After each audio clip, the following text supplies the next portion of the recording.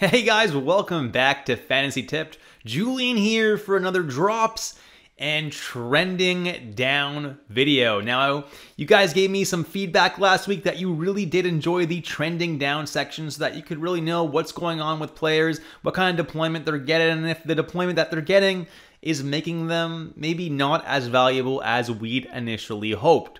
Before we jump into today's content, guys, drop a like and hit that subscribe button if you haven't already. And do be sure to hit that join button down below on YouTube or in the description below. You can join my Patreon and you unlock perks like being able to DM with me one-on-one and ask me any fantasy hockey related questions you have, and I answer you as quickly as I possibly can. Let's jump right into the content now, guys, and let's take a look at some forwards that are trending down. And for those of you who didn't watch last week's video, the trending down section is basically guys who you may have been high on when you drafted them, but their deployment or something is happening that is making them maybe not quite as valuable as you would have hoped. Now, the first forward on the trending down list is J.J. Peterka of the Utah Mammoth, 85% owned. And this one's a little bit strange. Yes, he's getting top line deployment with Cooley and Dylan Guenther, which is great.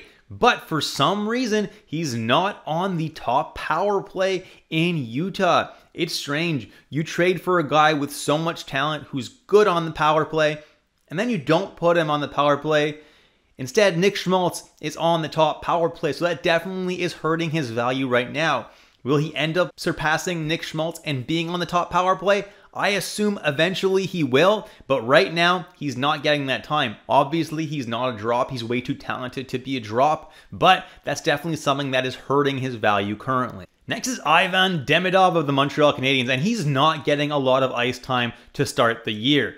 I guess they're trying to ease him in. I'm not really sure what's happening, but he's playing on a line with Newhook and Kapanen, and while Kapanen has looked pretty freaking good, Demidov hasn't done a whole lot of anything. He's not really shooting. He's not putting up any type of peripherals, and he only has 1 assist to show for in 2 games. If you are in a really shallow league, you could maybe even consider dropping him right now, but I have to imagine that he's going to start ramping it up. They're going to start giving him more ice time, and he's going to start firing the puck on net more. We have to figure that that's going to happen, but right now, it's not looking great for those of you who drafted Ivan Demidov. It also doesn't help that he's not getting top power play time as he did at the end of the year last year, and he's only getting PP2 time because Zach Bolduc is on the top power play. So that's not great. Steven Stamkos, I'm not really sure what they're doing with the Lions in Nashville, but not playing with Forsberg definitely hurts Stamkos' value.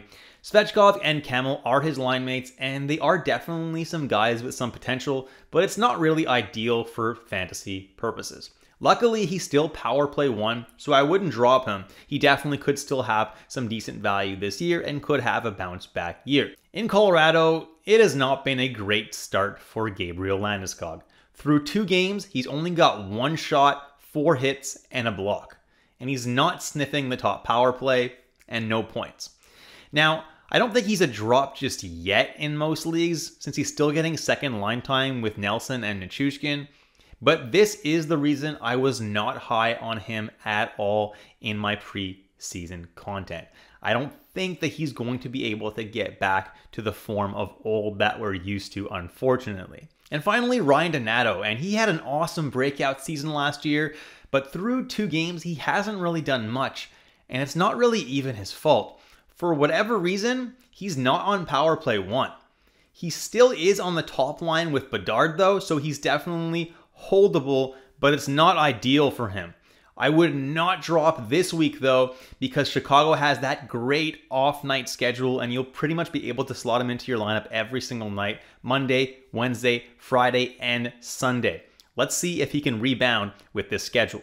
For defensemen and goalies, well, Dougie Hamilton is a defenseman that is trending down. He is not getting top power play time currently. That's something that I was a little bit worried about with him. It's Luke Hughes that is now on the power play 1 in New Jersey. So that definitely hurts Dougie Hamilton's value a lot. It's kind of concerning. Hopefully he's still able to put up a decent amount of points and peripherals. Then Shea Theodore is another guy who is trending down right now. I was not high on him in my preseason content, but for other reasons. Actually, some of the same reasons I wasn't high on Dougie Hamilton.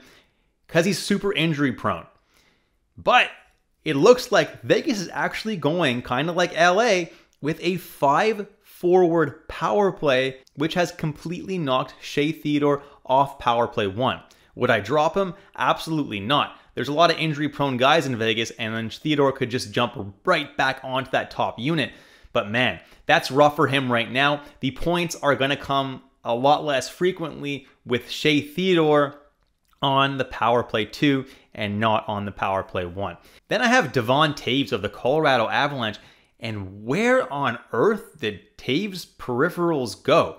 That's very concerning. He's still on the top pairing with Makar, so I'm not too concerned, but through 2 games, he's only got 1 shot and 2 blocks. That's it. Not great. Hopefully he can rebound.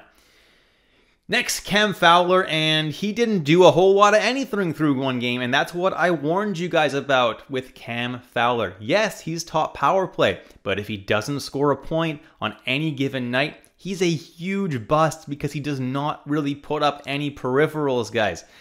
He's trending down because it looks like he's not going to be putting up any more peripherals than he did last year. Hopefully the points start coming though. And then John Gibson. Now, a lot of people thought he was entering the year as the starter in Detroit, and he was going to start almost every game. But would you look at that? He absolutely sucked in his first game, and Cam Talbot came in relief, didn't let any goals in, and Cam Talbot is starting in the next game as well. It looked like this could end up being a split starting goalie situation in Detroit, at least for now, until one of them does better than the other, and then maybe one will get a little bit more starts than the other. Not ideal, but he's not a drop yet if you're in a deep points league. Now some outright drops. Noah Hanifin, he's injured, and the upside that I saw for Hanifin this year was basically that Shea Theodore is on the top power play. He's super injury prone, so if Shea Theodore gets injured, well, Noah Hanifin jumps onto that top power play.